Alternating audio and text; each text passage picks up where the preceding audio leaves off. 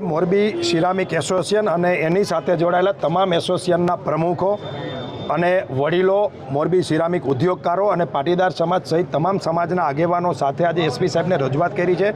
જે રીતે દિવસે દિવસે મોરબીની અંદર અજય લોરિયા નામના વ્યક્તિનો ત્રાસ વધતો જાય છે, જે રીતે એની ઉપર આક્ષેપો થાય છે, લોકો ચર્ચા થાય છે, હની ટ્રેપ હોય કે 2 નંબરના ડીઝલ વેચવાના ધંધા હોય, જમીન પચાવવાના ધંધા હોય કે સટ્ટા હોય, MCX હોય, આ પ્રકારના જે ધંધામાં એનો હાથ છે, ટોળકીઓ બનાવી અને જે રીતે ગુંડાગીરી કરે છે.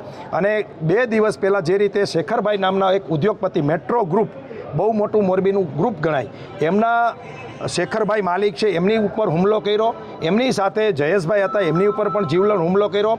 અને જે રીતે એને ષડયંત્ર કરી એમને ભારત ટ્રાન્સપોર્ટ નામના ડેલામાં બોલાવી અને હત્યા સુધીનો જે પ્રયત્ન કર્યો છે, એના વિરુદ્ધમાં આજે 2000 ઉદ્યોગપતિઓ, સિરામિકના કારખાનાના માલિકો અને એમના ટેકેદારો બધા અહીંયા આવ્યા છે.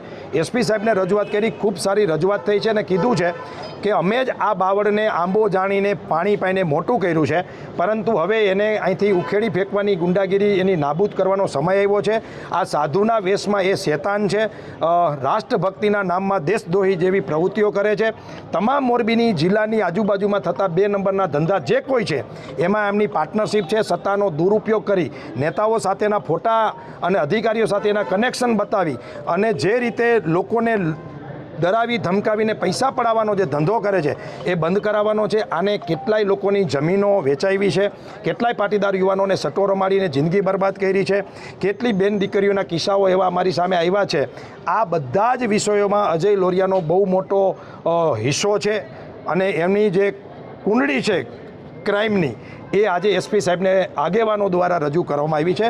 અને મીડિયાના માધ્યમથી પણ કહીએ છીએ કે અમને અધિકારીએ, એસપી સાહેબે ખૂબ સારી રીતે સાંભળ્યા છે અને શેખરભાઈને અને જયેશભાઈને ન્યાય મળશે, એમના પરિવારને ન્યાય મળશે એવી અમને ખાતરી આપી છે.